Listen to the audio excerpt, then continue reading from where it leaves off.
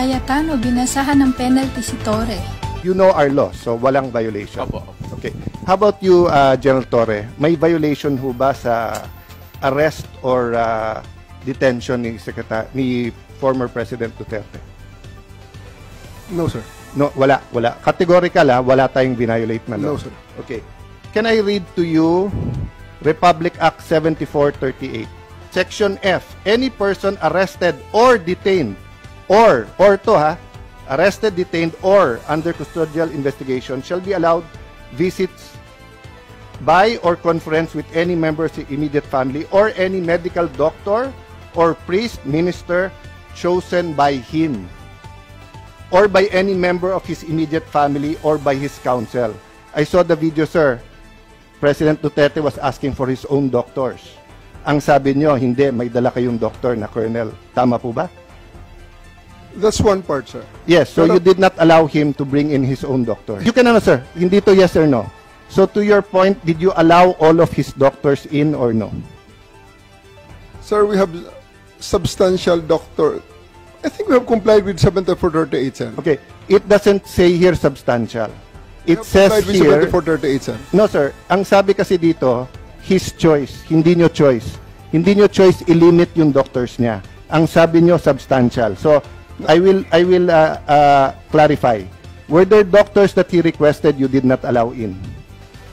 Yes I was or not no? aware of that, sir. Okay. You're not aware kung meron pinapasok o wala. Kung meron siyang ibang Okay. additional doctors, But sir. I saw the video wherein you're saying 2-star, ako na nagdedesisyon, I will not allow VP Sara in.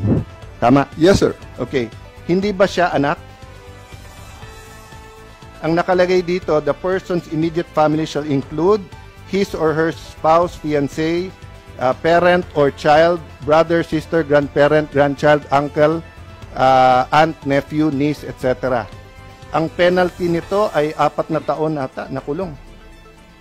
Penalty clause. Any arresting public officer, employee, or any investigator who fails to inform any person arrested, detained, or under custodial investigation of his right to remain silent and to have competent penalty of not less than 8 years. So, ito, sa letter B, any person who obstructs or prevents any of his lawyers, any member of his family, or person arrested, detained, ayan, medical doctor or priest of his choice 4 years. So, sir, you prevented VP Sara from entering. At the outset, sir, maraming salamat sa pagbigay sa akin ng pagkakataon na ito para maklarify yan, sir. Dahil nung first hearing natin, sir, ay palagay ko na-explain na lahat yan, sir. At nagkaroon ng napakaraming mga... Nung first hearing, sir, ang pinag-usapan kasi doon na lawyer, ako, upon looking at the Constitution, kaming mga senador, we cannot appear before the court, but we can practice. Pero ang presidente, vice president, cannot practice. So, kasama na ako doon at yung ibang nagsabing abogada, pero nung nakita ko tong batas na to, nakalagay, pag anak, you cannot stop them from visiting. Sabi mo, 2-star, sir, ako na. Ako nagdesisyon nito, sir. I don't know if you use the word ako mananagot. So, simple lang question ko, did you prevent VP Sara from seeing her father? Yes, sir, I did prevent the request of... I did deny the request of President Duterte for him to allow VP Sara to enter, sir. Kasi nga naman, sir, mag-aalas 10 na yun, sir. And kung gusto talaga nilang pumasok, sir, pwede naman, sir, eh. Kasi... Hinadlangan mo nga, eh, di ba? Ma'am, pero... Sabi kasi mo nga makapasok, naman, pero ma'am, sa kabilang sandali, ma'am. dako, sinabi mo, you prevented her. Alin ba talaga? Let me clarify, ma'am. Hindi pa ako tapos, ma'am, eh. Hindi. Iba-iba lang yung sinasabi mo, eh. It's your call to violate the law. Dahil nakalagay sa batas, binasa ni Senator Alan Cayetano na bawal na pigilan yung anak na bumisita. So it's your call to violate the law.